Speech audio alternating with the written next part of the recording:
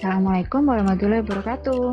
Hari ini kita lanjut lagi di mata kuliah Bahasa Indonesia. Setelah kemarin kita belajar tentang proposal penelitian, hari ini kita akan lanjut ke laporan penelitian. Ada beberapa tambahan dalam susunan atau struktur laporan penelitian dibanding dengan proposal penelitian. Kalau kemarin hanya ada pendahuluan, landasan teori dan tinjauan pustaka, serta metodologi penelitian, dalam laporan penelitian ada ditambah beberapa hal. Yang pertama adalah abstrak. Abstrak diletakkan sebelum pendahuluan. Kemudian setelah metodologi penelitian akan ditambahkan hasil penelitian serta pembahasan. Selanjutnya ada penutup, dan terakhir ada daftar pustaka dan lampiran. Nah, kita akan lihat satu persatu. Yang pertama adalah abstrak. Abstrak adalah genre mikro yang berisi ringkasan seluruh penelitian yang dilaporkan. Makanya sering disebut sebagai ringkasan atau intisari. Isi abstrak meliputi yang pertama adalah masalah yang diteliti dan atau tujuan penelitian. Yang kedua adalah metodologi penelitian. Yang ketiga adalah temuan yang dihasilkan dan pembahasan. Serta bisa ditambahkan juga dengan simpulan, implikasi, dan atau saran. Nah, ini dia contoh abstrak.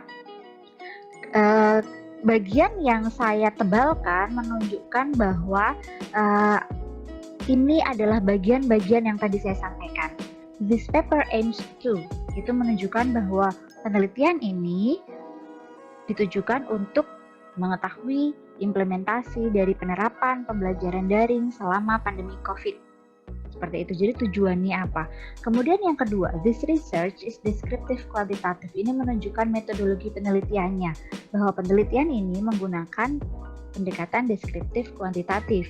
Selanjutnya, untuk hasil dan pembahasan itu ada di bagian yang ketiga dan keempat. There were 5 implications of the distance learning. Jadi ada 5 implementasi dari pembelajaran daring atau pembelajaran jarak jauh. Kemudian hasil yang kedua adalah ada 8 kendala yang dihadapi oleh orang tua. Abstrak ini saya ambil dari artikel yang berjudul The Parents' Role in Guiding Distance Learning and the Obstacle During COVID-19 Outbreak, karya Aprianti. Nah, kemudian untuk pendahuluan, landasan teori dan metodologi penelitian, kontennya sama dengan yang ada di proposal. Hanya saja bahasanya berubah pada bagian perencanaan yang mengandung kata akan.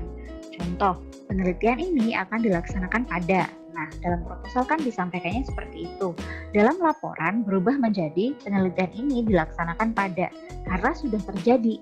Sehingga kata-kata akan itu dihilangkan.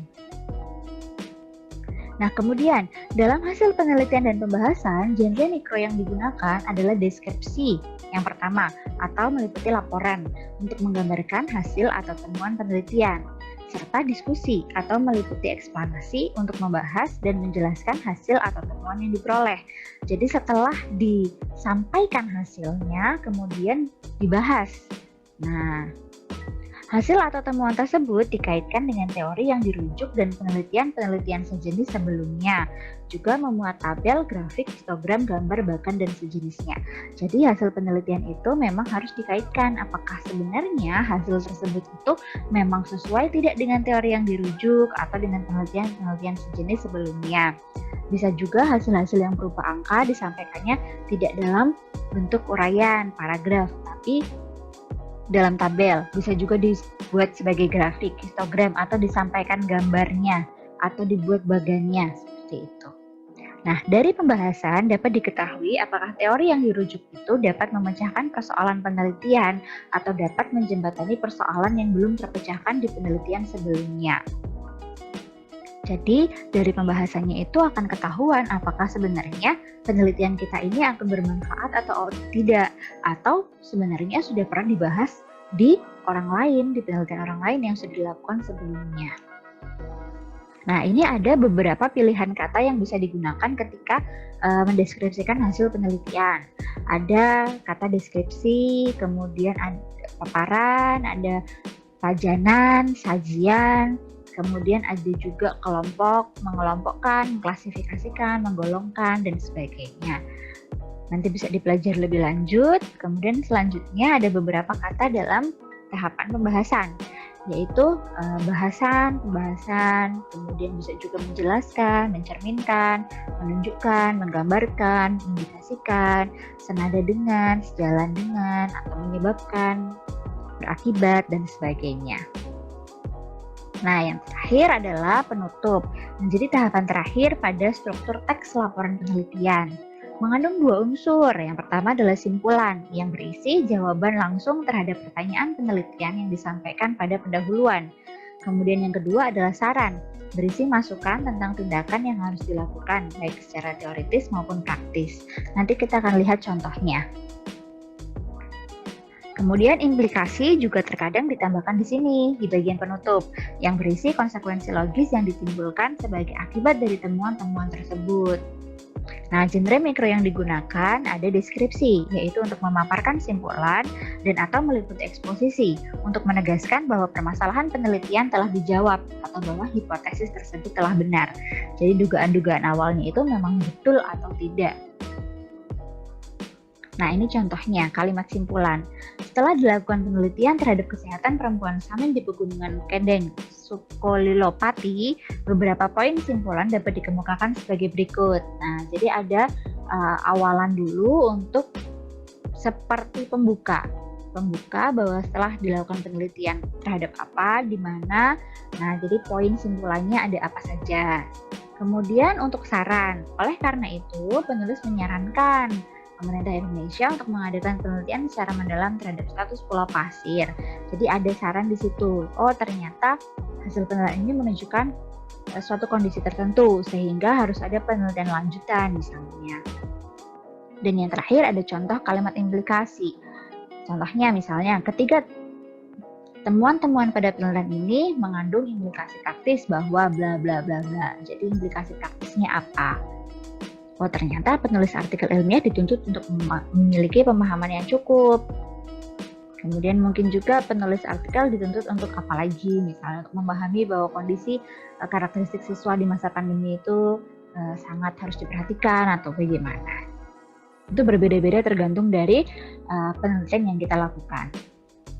Nah, daftar pustaka dan lampiran sebenarnya itu tidak masuk dalam struktur teks laporan, tapi penting. Nah, daftar pustaka itu sudah dibahas sebelumnya. Kalian bisa lihat pada video di bagian proposal.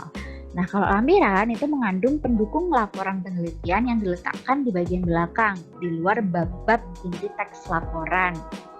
Nah, yang dimasukkan adalah transkrip data penelitian, jadi data mentahnya, jumlah siswanya misalnya, atau jumlah guru, kemudian ada transkrip hasil wawancara, dan lain-lain. Kemudian panduan wawancara kepada informan. Jadi ada panduan wawancaranya, pertanyaannya apa saja, jawabannya apa saja.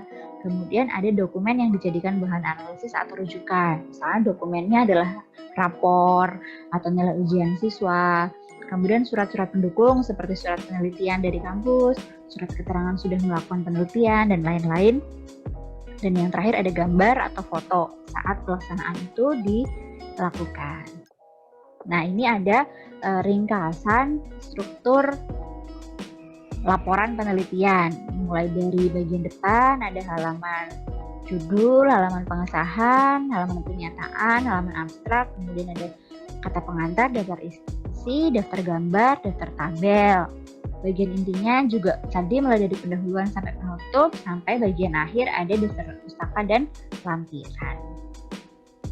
Oke, itu saja untuk hari ini sekilas untuk pembelajaran tentang laporan penelitian.